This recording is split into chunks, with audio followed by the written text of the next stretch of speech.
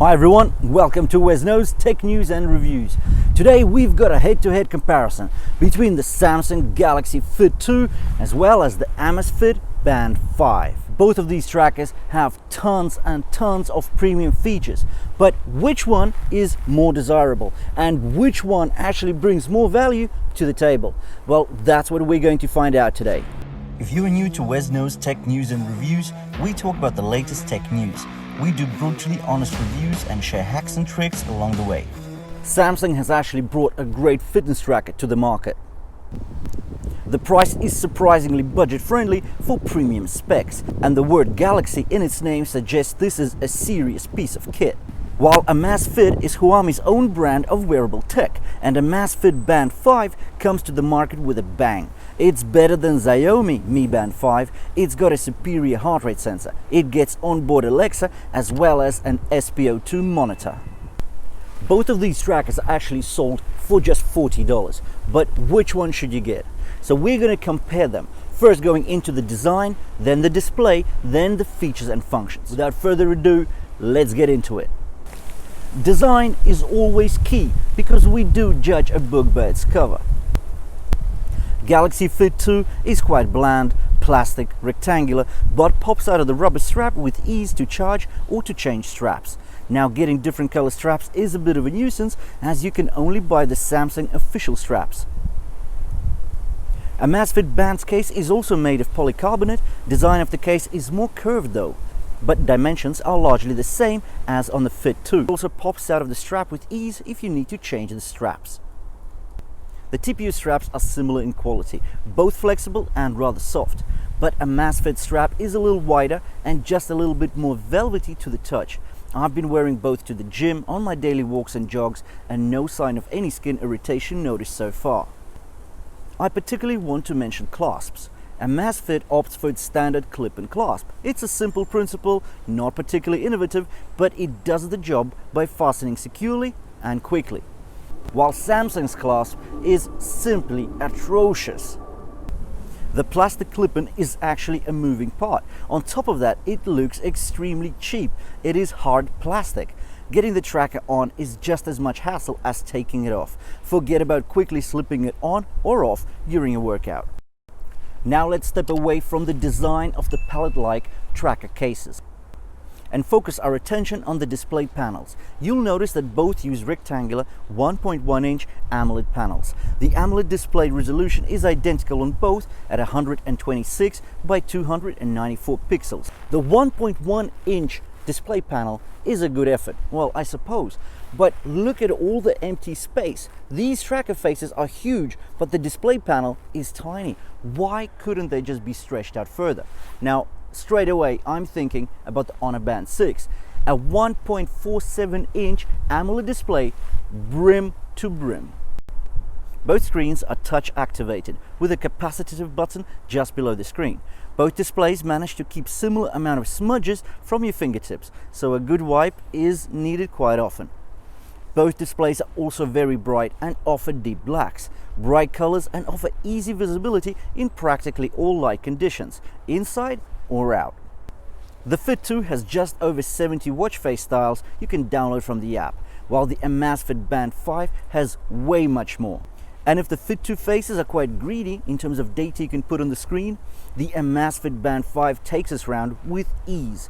Not only are the faces customizable, you can choose which data you want to showcase. On top of that, Amazfit now allows photo watch faces, and it's available on Android and iOS smartphones. After all, these two trackers are budget and hence there's no auto brightness. But the Samsung Galaxy Fit 2 gives you 10 levels, while the Amazfit Band 5 just gives you 5 levels. Really, it's just the same thing. Here there's a breakdown of 5 levels, here's the breakdown in 10 levels. Whatever's better, I don't know, but you still have the same gauge, plus minus. The main difference of operating the trackers lie in the direction of swipes. If the Fit 2 takes you around its functionality from left to right, the Mi Band 5 takes you for a spin with vertical swipes. Now we're going to be talking about the features and functions, and let's start off with the basics. So of course they do your step counts, they do your continuous heart rate monitoring. There are weather widgets, there's alarms, timers, stopwatch, all the rest of it.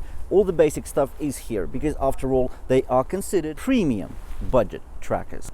But now we're going to get into the exciting stuff. We're going to be looking at the overlaps and the gaps between these two trackers in the advanced features and functions.